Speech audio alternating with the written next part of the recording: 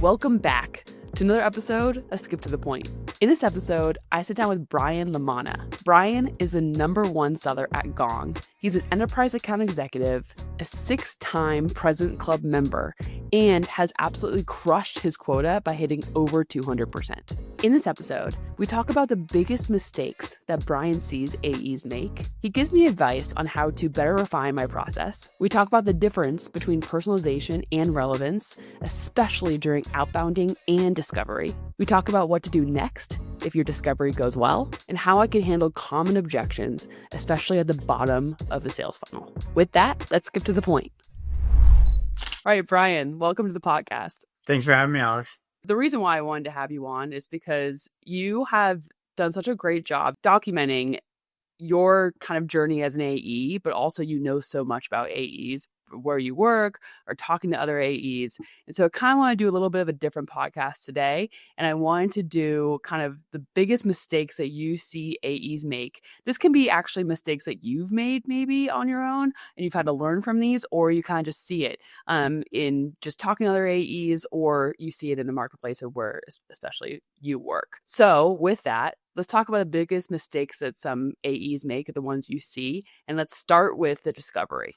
Yeah. And I have the advantage of kind of sharing my own journey and like building in public per se on LinkedIn. I have to reflect on these questions a lot because that's what I try to share externally on LinkedIn and Twitter and YouTube and TikTok is like, what's going well for me? What's not going well? What mistakes have I come across? What lessons have I learned? And I think the biggest one that I see with discovery in particular is sellers treating discovery as a sales stage rather than a never-ending work in progress. And I think that was the big shift for me. I think a lot of the, fault might be because discovery is typically like an exact sales stage. If we're using something like a Salesforce or HubSpot, like it's quite literally a stage that you move your opportunity to. So a lot of sellers kind of pigeonhole that as like, hey, that's the call to run discovery. And once I'm into the demo or later stage, like I don't have to continue to work on that and continue to build up that point of view throughout the cycle. So I think when I switch that framing to understanding like, hey, yes, discovery is very important in that first call during a discovery stage, but it's really a never ending work in progress. What that allowed me to do is take a little bit of pressure actually off that first call. Because I know that, if we follow MEDDICC as an example, I don't need to get every single component of MEDDICC because assuming this call goes well and I lock down next steps, I can build off that in call number 2, call number 3, call number 4, and continue to kind of refine my point of view over time. Right. So are you kind of constantly not validating, but maybe you are validating through the whole process of the sales buy cycle? Are you kind of going back and saying, okay, these are what we talked about. Is this is still relevant, or is this still something? Is that what you're kind of doing? Or are you just validating those discovery points every time? I'd say it's a combination of validation of what we learned from prior calls. And one, it's, just showing off your active listening skills as a seller that, we are listening to every word you say. There is a reason behind all of these questions, but then also using subsequent calls to fill in any gaps. So as an example, Alex, maybe in the first call, I learned that like improving your win rates is your #1 priority in 2025, but maybe I didn't understand, well, what exactly are they today? What exactly is your goal as you exit the year? So knowing that you don't have to, uncover every single piece on a first call, it can make that conversation just be more natural, be more like genuine curiosity. And then you can review, hey, how did that first call go? What did I uncover? What questions do I still have? And then you can lead that next call with a little bit of a recap and doing some of the validation, but then going deeper into any areas that are still left unanswered. Right. And so do you find that when you kind of treat discovery like this open-ended thing that we're kind of going through the whole process of our journey together, do you find that it's almost easier for them to open up? Because sometimes what I have a hard time with is like finding those 3 levels of why or digging into the pain. These people are like, I don't really know you, so I'm not going to really tell you like a lot of my pain I'm having. It's kind of going to be more surface level. So kind of having that discovery drawn out, or like it's never ending, you build a relationship with that person and then you can dive a little bit deeper into that. I totally think so. And I think a lot of buyers today, they have some fatigue that'll come through on if you're just running through like a checklist of, 10, 15 questions on a first call, think about it from their perspective. They potentially came inbound, or they did agree to this, outbound call out of the blue for 30 minutes. Like, they don't know who you are yet. They don't know if they should trust you. They don't know if their words are going to be, used against them at a later point. So I think that kind of just simplifies things for me, in the fact that, like, really in a first call, all I want to understand that's a non-negotiable for me is, like, what is a top priority of theirs, and what are some of the pain points underneath those. But I don't have to worry about understanding, like, who exactly is the economic buyer, or like what does their exact budget process look like, or what's their timeline on a solution like this. I can just keep the conversation a little bit more fluid around like what they share with me, and then I can build off that in call 2, 3, 4, etc. And that'll help with like early stage sales velocity too, where you're not exiting that first call being like, hey, great, I have everything I need as a seller, but then they leave that first call feeling like disinterested, or like that they just got interrogated for a half hour. And that can just hurt early stage conversions in the first place. Right. I love that. Let's take a step back, just kind of prior to discovery real quick, and just talk about process and research. Because I know you said, okay, this could be inbound, this could be outbound. They're kind of, coming at it like, okay, like 30-minute conversation. I don't want to get like hit with all these rapid fire questions. What can we do? And what are these mistakes you see AEs make in that before discovery phase and then to avoid the mistakes, you can make discovery easier? Yeah, I think sellers do a pretty strong job overall, like doing pre-call research and doing like the prep work needed. But it's funny that a seller oftentimes will do that like 15 to 20 minutes. They'll learn, hey, who is this company selling to? How do they make money? What's some of their leadership names? Who's new to the company? What are their strategic level priorities? They'll do all this homework. And then they'll come into the first call and be like, hey, Alex, like, what are the top 2 to 3 priorities? Or like, what keeps you up at night? And I think a mistake I see is that sellers do that great research, but they don't show it off. They don't like lead with credibility off the bat. First impressions are real in sales calls and Zoom calls, just as they are in real life. What's the stat? Like, in the first 8 seconds, somebody in real life decides, a lot about you. I think it's the same thing from like a Zoom call and a sales call, because they've had so many poor experiences with other sellers. It's really key to come into that first call and like show off your pre-call prep and show off the homework you did off the bat. So what that looks like for me is coming in with a really strong point of view and a really strong first question that I want to ask them that inserts my pre-call prep into that call. And it could sound something like this, where it's like, hey, Alex, like, I was super excited to be speaking with you today. Like, in advance of this call, like, we did our homework. And it seems like a super exciting time to be at Acme. You have a new chief revenue officer that started 3 months ago. You just launched in a new market last year in Australia, and you have a new product that's going to market for the first time in July. Curious from your purview, like, how are you measuring success for that new product that, we're going live in the next 60 days? So it's like inserting like 3 or 4 bullet points of all that research you did, leading with that really strong question. And your goal is to basically floor them in a way and be like, damn, like, this seller did their homework. They know me. They know about our business.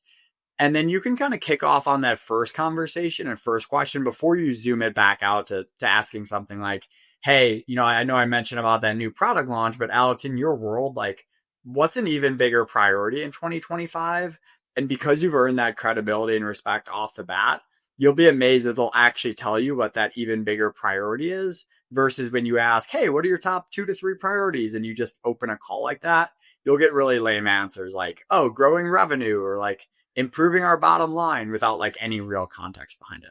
Right. And this is kind of what you talk about, like the personalization versus relevance, like making sure it's relevant, not just personalized. Can you talk a little more about that? Especially, I know we talked about kind of that trigger that you want, that you're looking for with outcomes.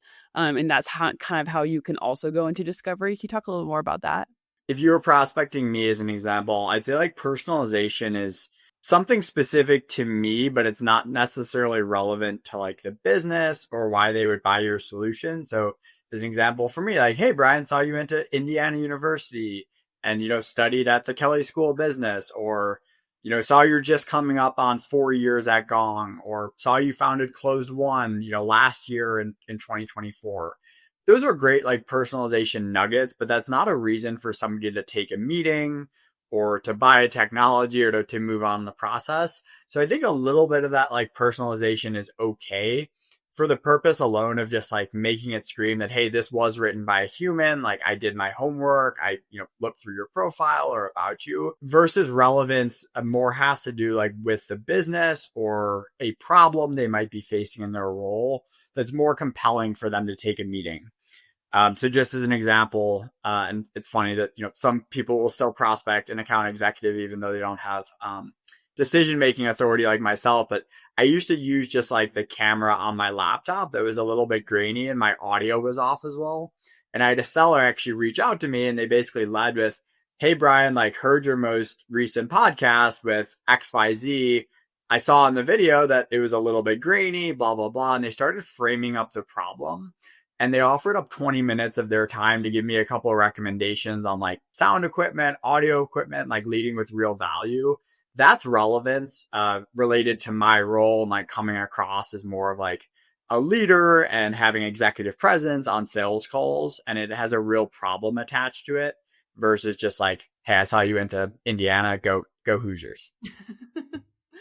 Okay, I love that. It's funny. Sometimes it works, but sometimes it doesn't get a lot of go Bucks situations too. So I'm always like, oh, go Bucks.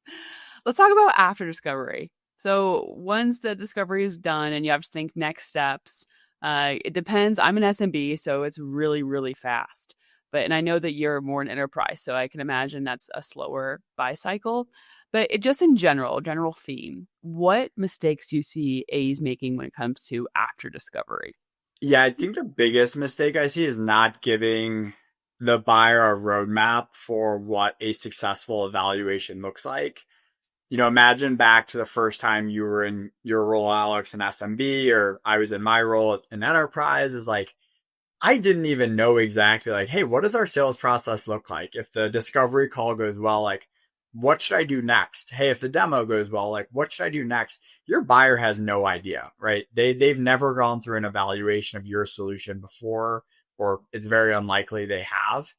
And while they're an expert in their company and their business, they don't know the best way to actually buy and to get a solution like yours in their hands. And I think it's really important that we remember that as sellers.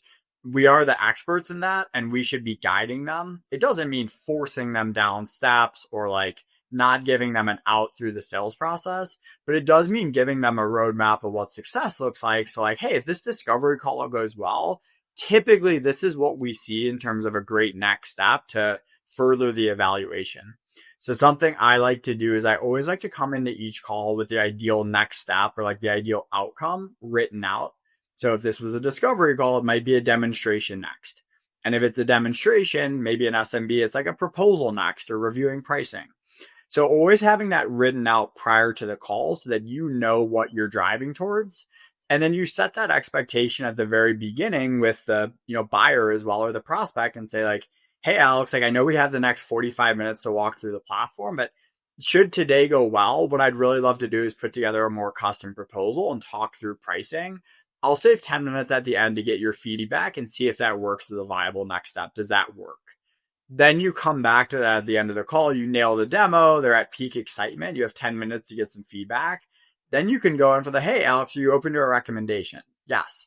Awesome. Like given, you see this helping with XYZ challenge, I'd recommend we put together a proposal and talk through how our pricing structure works. How does that work to find time tomorrow?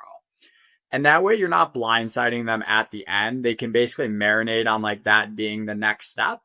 Throughout the call, you build up excitement, and then you deliver it at the end.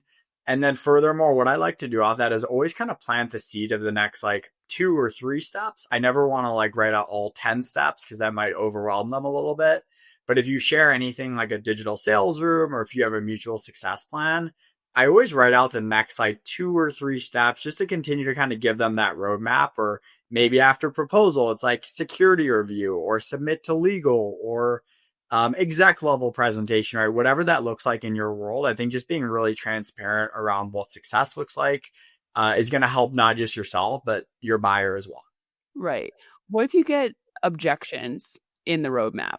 What if they say, no, no, no, we don't want to see a proposal yet, or we're going to evaluate someone else, a few other people first before we want to talk about a proposal, or we want to talk about X? How do you handle objections like that when they don't want to be led that way?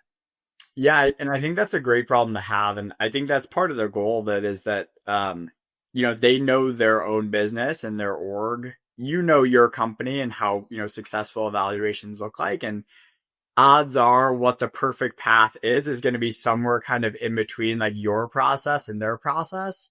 So I think it's important to come in with that like strong point of view on what a successful evaluation typically looks like in 70% or 80% of situations, but keep it flexible, right? So if your next step was, hey, review the proposal, and they say, hey, Brian, I don't think we're ready for that. We need to talk things through further. That's a great entry point to just run more discovery and say, hey, I completely hear you there. Like in your internal conversations, like what considerations will you have in debating like if this is the right fit for you?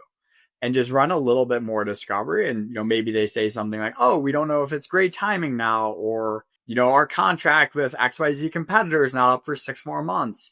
That additional discovery then will allow you to then recommend like potentially even a different path or a different next step once you learn a little bit more and peel the onion back. So I think it's really important to have that like dedicated at least 10 minutes, ideally closer to 15 minutes at the end of every call, so that if it doesn't fit that like perfect linear path, you have the chance to run some discovery, not feel rushed, and then pivot accordingly.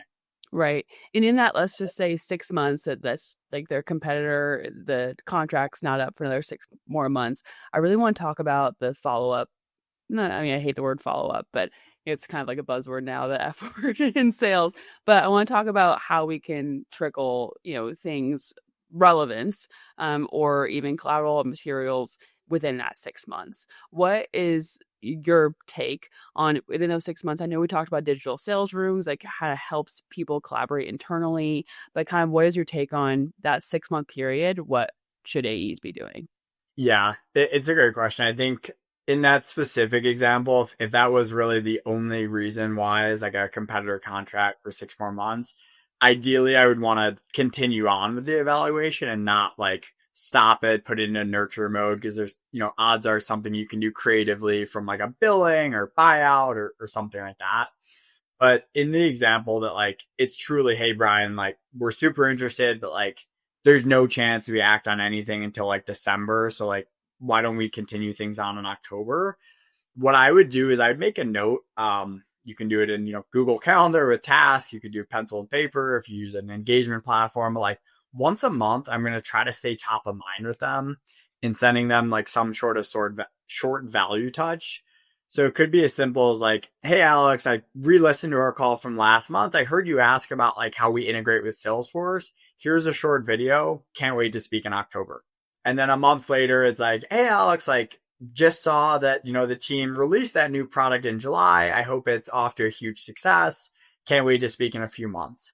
So just really short touches like that again, they're personalized, they're relevant, they're specific to your previous conversations, and they're continuing to add value without like you giving them homework.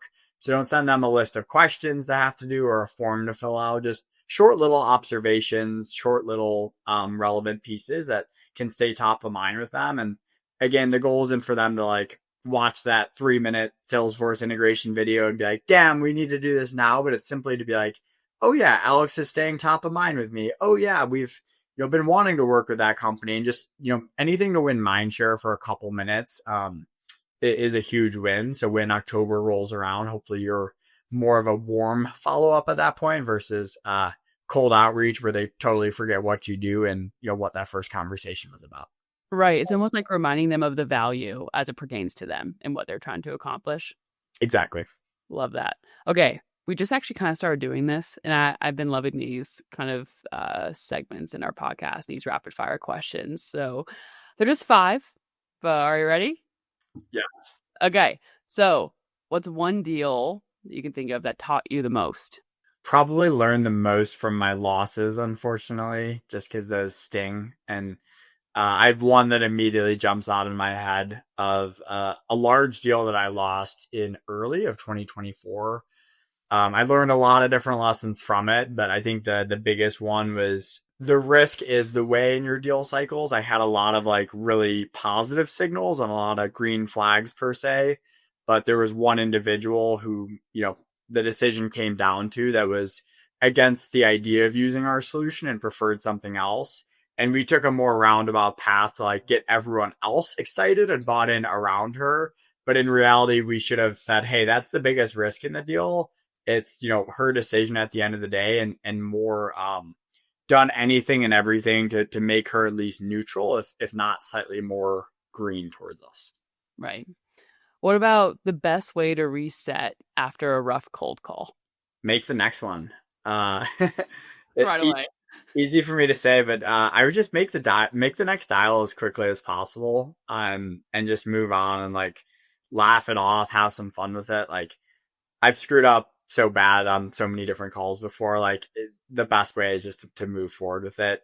If you really do need, like, take 10 minutes, take a 15-minute break. That doesn't mean just like doom scrolling on your phone. That means walking away from your desk, like do a quick chore around the house or the office, go to the bathroom, whatever you need. But do a little 5-10 minute reset and get back after it. What about what's one belief in sales that you've changed over, or that's changed over time? I would say I used to subscribe to the idea that like the customer is always right and they, do everything according to, how they want in terms of like what their asks are. And I think what I've learned is the customer doesn't always know like what's right, especially if we think about that example earlier where like maybe it's early stage and they want you to just send over a proposal via email because that works best for them. Well, if in your process like that is not going to lead to success, and then presenting it, after a call or two is going to lead to closed loss, like having the conviction to push back and knowing that you have some expertise and authority as well, doing it in a really respectful way, but not just rolling over and being like, oh, if the customer asks for this, like, that's the best way. We have to do what's right for them because they don't always know. Right.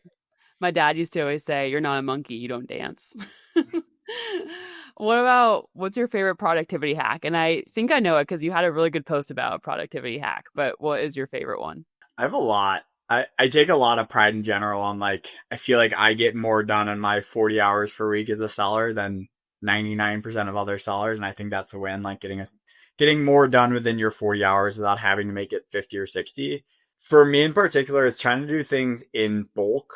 So like eliminating context switching. So for example, I do the same thing every single day. I call it like my plays of the day, where I basically review all of my active pipeline. I strategize deal plays. I bucket out those plays in kind of groupings and I execute all those plays. And then I time block the rest of my day for white space, for prospecting, for follow-ups, for other work. And I'm really diligent and stay to those time blocks.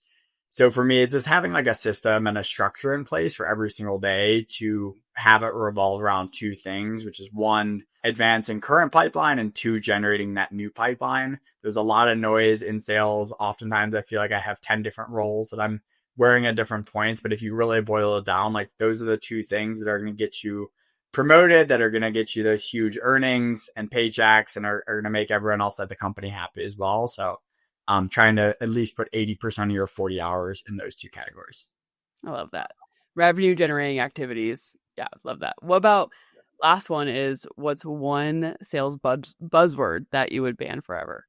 I'd say the biggest one that drives me nuts, and I don't know if it's a total sales buzzword, is like pick your brain.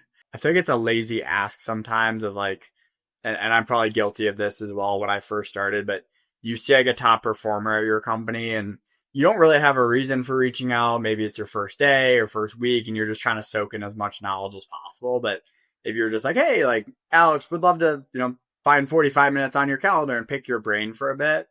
I think what that gets at is that you don't really have like a true agenda oftentimes.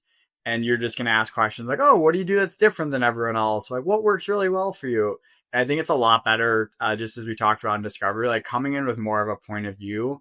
So if I was a new seller looking to learn from a top performer, I would ask things like, hey, the number one area I'm trying to get better at is like early stage discovery calls.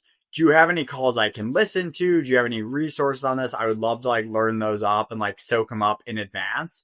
And then if it's okay with you, like after I review all those, I'd love to ask you a couple of questions around like what I observed and like what maybe I got stuck on. to make sure it's the best use of your time as well. So coming in with a kind of a more refined focus and like point of view versus just like, hey, it'd be great to pick your brain sometime.